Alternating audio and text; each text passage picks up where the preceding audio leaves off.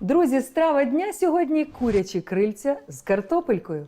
І нам знадобляться такі інгредієнти. Курячі крильця, картопля, соус, а також сіль та перець. І допоможе мені у приготуванні аероскороварка, кухонний помічник, що може замінити 10 приладів на кухні. Займусь крильцями.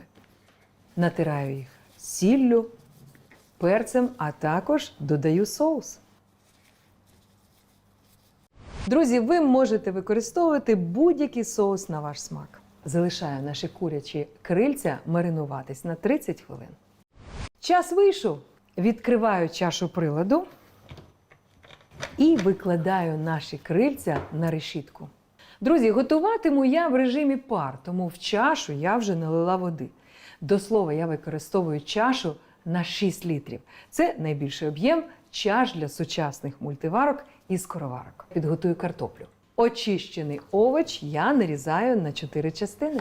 І, до речі, у книзі рекордів Гіннеса зафіксовано найшвидше очищення картоплі. За 10 хвилин було очищено понад 10 кілограмів овочу. Підсолю і приперчу. Зараз я закладаю картопельку до курки і накриваю кришкою нашу аероскороварку, обираю режим пар-птиця на 15 хвилин.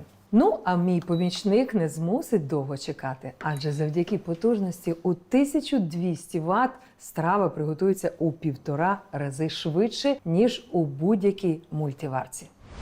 Друзі, час вийшов, але перед тим, як відкривати кришку, треба спустити пар. Натискаю кнопку і тримаю. Цей процес може тривати до хвилини. Так.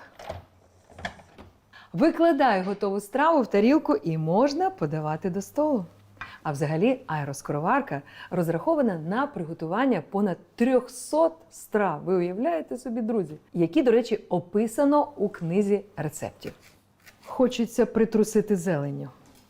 Тож, друзі, за одну порцію 250 грамів я заплатила 20 гривень.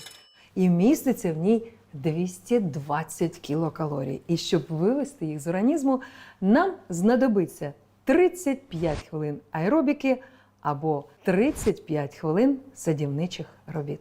Друзі, я Ольга Сумська, запрошую вас підписатись на наш YouTube канал. Ще більше корисних порад і цікавих рецептів вже чекають на вас. І ми вас точно здивуємо. Тож, я бажаю вам смачного і до зустрічі на телеканалі Київ.